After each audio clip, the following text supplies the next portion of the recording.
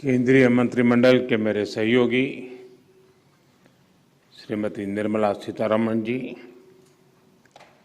श्री राव इंद्रजीत सिंह,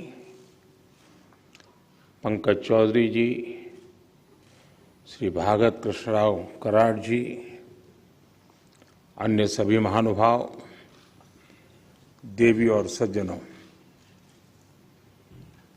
बीते वर्षों में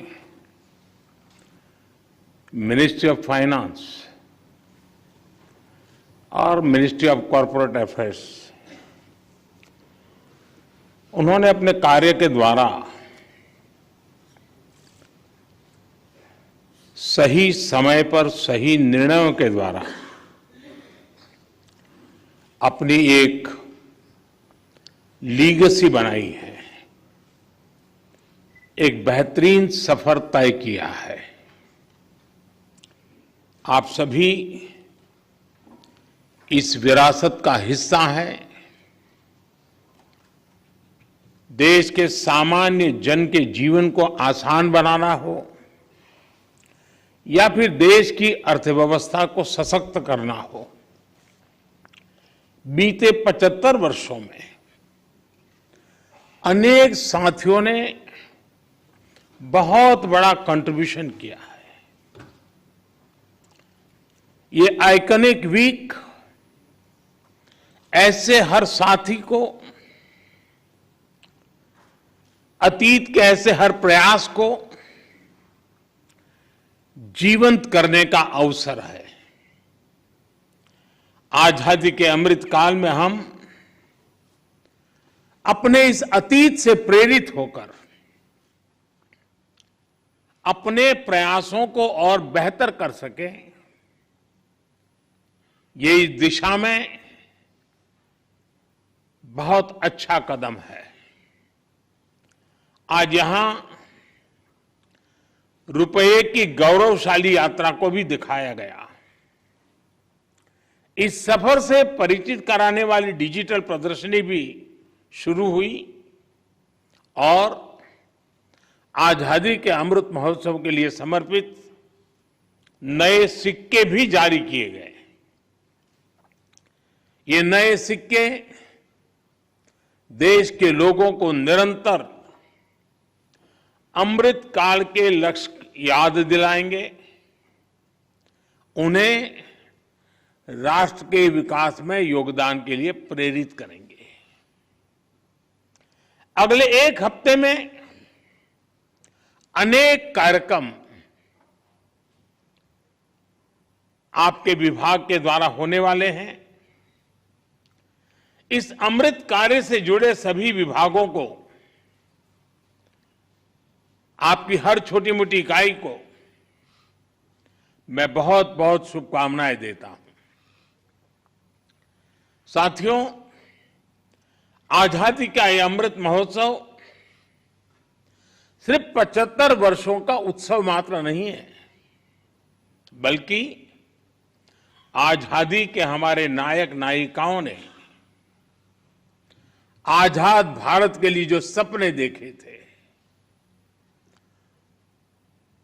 उन सपनों को सेलिब्रेट करना, उन सपनों को परिपूर्ण करना, उन सपनों में एक नया सामर्थ्य भरना और नए संकल्प लेकर के आगे बढ़ने का यह पल है। आजादी के लंबे संघर्ष में जिसने भी हिस्सा लिया,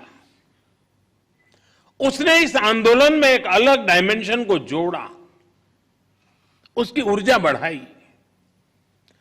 किसी ने सत्याग्रह का रास्ता अपनाया, किसी ने अस्त्र शस्त्र का रास्ता चुना, किसी ने आस्था और अध्यात्म का रास्ता चुना, तो किसी ने इंटेलेक्चुअली आजादी की अलग को जगाने में अपनी कलम की ताकत का उपयोग किया। किसी ने कोर्ट कचहरी में मुकदमे लड़कर के देश की आजादी में एक नई ताकत भरने का प्रयास किया। इसलिए आज जब हम आजादी के 75 वर्ष का पर्व मना रहे हैं, तो प्रत्येक देशवासी का कर्तव्य है कि वो अपने अपने स्तर पर अपना कोई विशिष्ट योगदान राष्ट्र के विकास में जरूर जोड़े। आप देखिए, अगर हम राष्ट्र के तौर पर देखें तो भारत ने बीते 8 वर्षों अलग अलग आयामों पर नित्य नूतन कदम उठाए हैं, नवीन काम करने का प्रयास किया है। इस दौरान देश में जो जनभागीदारी बढ़ी, उन्होंने देश के विकास को गति दी है। देश के गरीब से गरीब नागरिक को सशक्त किया है। स्वच्छ भारत अभियान ने गरीब को सम्मान से जीने का अवसर दिया। पक्के घर, बिजली, गैस, पानी, मुफ्त इलाज जैसी सुविधाओं ने हमारे गरीब की गरिमा बढ़ाई, हमारे नागरिकों के आत्मविश्वास में एक नई ऊर्जा भर दी और साथ साथ सुविधा भी बढ़ाई। कोरोना काल में मुफ्त राशन की योजना ने 80 करोड़ से अधिक देशवासियों को भूख की आशंका से मुक्ति दिलाई। देश के आधे से अधिक आबादी जो देश के विकास के विमर्श से, फॉर्मल सिस्टम से वंचित थी, एक्सक्लूडेड थी, उसका इंक्लूजन हमने मिशन मोड पर किया। फाइनेंशियल इंक्लूजन का इतना बड़ा काम इतने कम समय में दुनिया में कहीं नहीं हुआ है।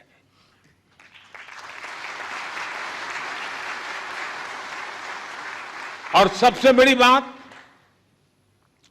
देश के लोगों में अभाव से बाहर निकलकर सपने देखने और सपनों को साकार करने का नया हौसला हमें देखने को मिला। साथियों, आजादी के 7 दशक बाद ये जो इतना बड़ा परिवर्तन आया है, उसके केंद्र में पीपल सेंट्रिक गवर्नेंस है। गुड गवर्नेंस का लगातार प्रयास है।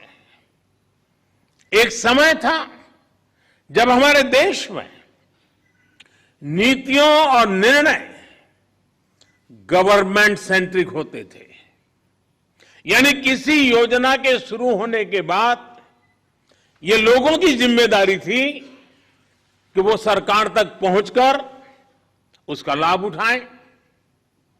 इस तरह की व्यवस्था में सरकार और प्रशासन दोनों की ही जिम्मेदारी कम हो जाती थी।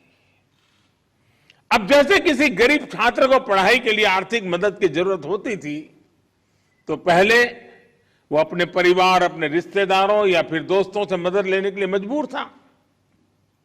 इसी काम के लिए सरकार की जो भी योजनाएं थी, उसमें इतनी ज्यादा प्रक्रियाएं होती थी कि वो उस मदद को पाने के लिए आगे ही नहीं बढ़ता था। उस प्रक्रिया में ही थकान महसूस करने लग जाता था। इसी तरह अगर किसी एंटरप्रेन्योर, किसी व्यापारी, कारोबारी को लोन की जरूरत होती थी, तो उसे भी अनेक जगह चक्कर लगाने पड़ते थे, अनेक प्रक्रियाओं से गुजरना पड़ता था। अक्सर ये भी होता था कि अधूरी जानकारी की वजह से वो मंत्रालय की वेबसाइट तक भी नहीं पहुंच पाता था। ऐसी मुश्किलों का नतीजा ये होता था कि छात्र हो या व्यापारी अपने सपने बीच में ही छोड़ देता था, उन्हें पूरा करने के लिए कदम ही नहीं उठाता था। पहले के समय गवर्नमेंट सेंट्रिक गवर्नेंस का देश ने बहुत बड़ा खामियाजा उठाया है, लेकिन आज 21वीं सदी का भारत पीपल सेंट्रिक गवर्नेंस के अप्रोच के साथ आगे बढ़ा है। ये जनता ही है जिसने हमें अपनी सेवा के लिए यहां भेजा है। इसलिए हमारी ये सर्वोच्च प्राथमिकता है कि हम खुद जनता तक पहुंचे, हर पात्र व्यक्ति तक पहुंचना, उसे पूरा लाभ पहुंचाना, ये दायित्व हम पर है। अलग अलग मंत्रालयों के अलग अलग वेबसाइटों के चक्कर उसे लगाने से बेहतर कि वो भारत सरकार के एक पोर्टल तक पहुंचे और उसकी समस्या का समाधान हो। आज जन समर्थ पोर्टल लॉन्च किया गया है, वो इसी लक्ष्य के साथ बनाया गया है। अब भारत सरकार की सभी क्रेडिट लिंक स्कीम्स अलग अलग माइक्रो साइटों पर नहीं बल्कि एक ही जगह पर उपलब्ध होगी। ये जन समर्थ पोर्टल छात्रों का, एंटरप्रेन्योर्स का, व्यापारियों, कारोबारियों का, किसानों का जीवन तो आसान बनाएगी ही, उन्हें अपने सपने पूरे करने में भी मदद करेगा। अब छात्र आसानी से जानकारी ले पाएंगे कि कौन सी सरकारी योजना का उन्हें सबसे ज्यादा लाभ होगा, वो कैसे उसका फायदा उठा सकता है। इसी तरह हमारे युवा आसानी से ये तय कर पाएंगे कि उन्हें मुद्रा लोन चाहिए या स्टार्टअप इंडिया लोन चाहिए। जन समर्थ पोर्टल के माध्यम से अब देश के युवाओं को, मध्यम वर्ग को एंड टू एंड डिलीवरी का एक बड़ा प्लेटफॉर्म मिला है।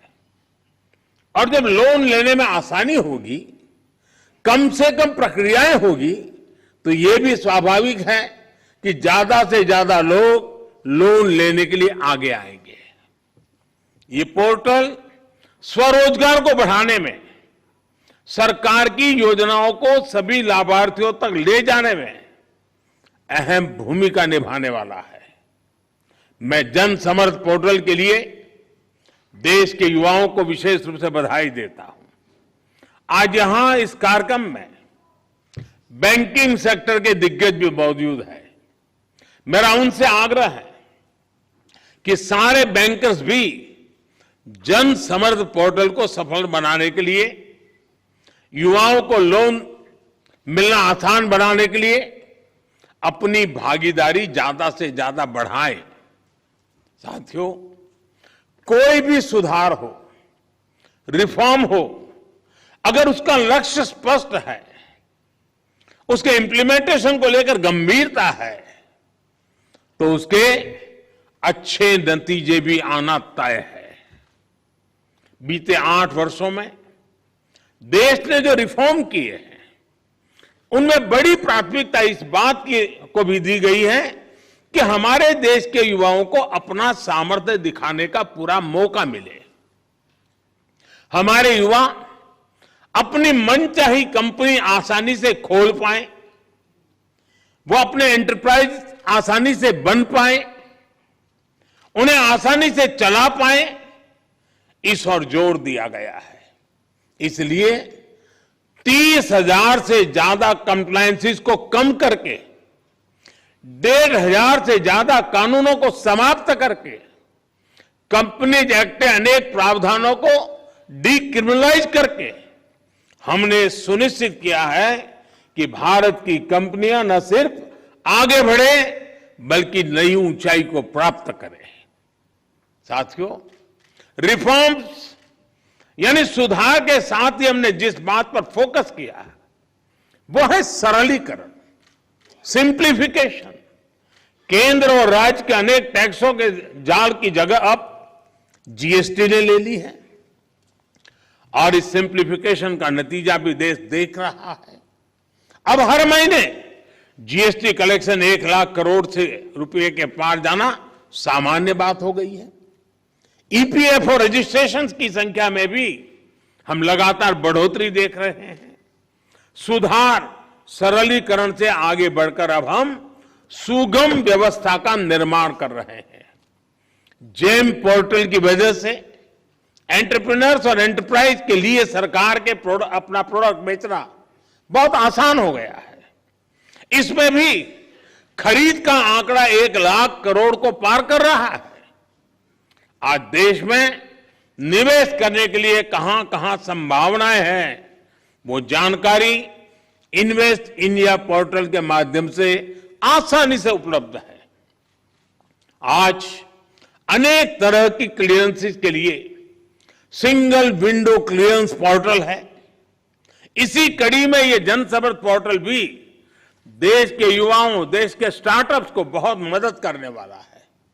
आज हम सुधार, सरलीकरण, सुगमता की शक्ति के साथ आगे बढ़ते हैं तो सुविधाओं का नया स्तर प्राप्त होता है। सभी देशवासियों को आधुनिक सुविधाएं देना, उसके लिए नित नए प्रयास करना, नए संकल्प लेकर उन्हें सिद्ध करना हम सभी का दायित्व है। साथियों, बीते 8 वर्षों में हमने दिखाया है कि भारत अगर मिलकर कुछ करने की ठान ले तो पूरी दुनिया के लिए एक नई उम्मीद बन जाता है।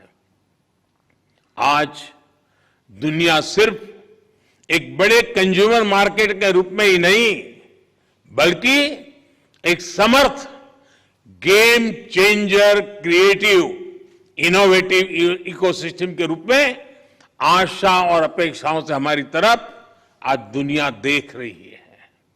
दुनिया के एक बड़े हिस्से को भारत से समस्याओं के समाधान की अपेक्षाएं हैं। ये इसलिए संभव हो पा रहा है क्योंकि बीते 8 सालों में हमने सामान्य भारतीय के विवेक पर भरोसा किया। हमने जनता में ग्रोथ में इंटेलिजेंट पार्टिसिपेंट्स के रूप में प्रोत्साहित किया। हमें देश की जनता पर पूरा विश्वास रहा है कि जो भी टेक्नोलॉजी सुशासन के लिए लाई जाएगी उसे देश की जनता स्वीकार करेगी और सराहेगी भी। इसी जन विश्वास का परिणाम दुनिया के सर्वश्रेष्ठ डिजिटल ट्रांजैक्शन प्लेटफॉर्म यूपीआई यानी यूनिफाइड पेमेंट इंटरफेस के रूप में सबके सामने है। आज दूर सुदूर गांव से लेकर शहरों के मोहल्लों में रेहड़ी ठेले पर भी 10-20 रुपये से लेकर लाखों के ट्रांजैक्शन देशवासी इस पर आसानी से कर रहे हैं। हमें भारत के युवाओं में इनोवेशन और एंटरप्रेन्योरशिप को लेकर जो जुनून है उस पर भी बहुत अधिक विश्वास था। देश के नौजवानों में छुपे इस जुनून को रास्ता देने के लिए स्टार्टअप इंडिया का प्लेटफॉर्म दिया गया। आज देश में लगभग 70,000 स्टार्टअप्स हैं और हर रोज इसमें दर्जनों नए सदस्य जुड़ रहे हैं। साथियों, आज देश जो हासिल कर रहा है उसमें बहुत बड़ी भूमिका स्वप्रेरणा की है, सबके प्रयास की है। देशवासी आत्मनिर्भर भारत अभियान से, वोकल फॉर लोकल जैसे अभियानों से भावनात्मक रूप से जुड़ गए हैं। इसमें अब आप सभी की मिनिस्ट्री ऑफ फाइनेंस और मिनिस्ट्री ऑफ कॉर्पोरेट अफेयर्स की भूमिका बहुत बढ़ गई है। अब हमें योजनाओं के सैचुरेशन तक तेजी से पहुंचना है। हमने फाइनेंशियल इंक्लूजन के प्लेटफॉर्म तैयार किए हैं। अब हमें इनके सदुपयोग को लेकर जागरूकता बढ़ानी है। जो फाइनेंशियल सॉल्यूशन भारत के लिए तैयार किए हैं वो अब दुनिया के दूसरे देशों के नागरिकों को भी समाधान दे, इसके लिए भी प्रयास होना चाहिए। हमारे बैंक, हमारी करेंसी, इंटरनेशनल सप्लाई चेन का, इंटरनेशनल ट्रेड का व्यापक हिस्सा कैसे बने, इस पर भी फोकस जरूरी है। मुझे विश्वास है कि आजादी के अमृत काल में बेहतर फाइनेंशियल और कैपिटल कॉर्पोरेट गवर्नेंस को आप निरंतर प्रोत्साहित करते रहेंगे। आज इस समारोह के लिए और 75 स्थान पर जो भी साथी बैठे हैं उन सबको अनेक अनेक शुभकामनाएं देते हुए मैं मेरी वाणी को विराम देता हूं। बहुत बहुत धन्यवाद।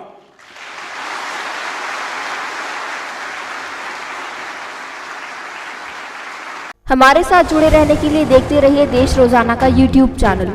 सब्सक्राइब कीजिए, साथ ही देश रोजाना की खबरें सबसे पहले देखने के लिए प्रेस कीजिए बेल आइकन।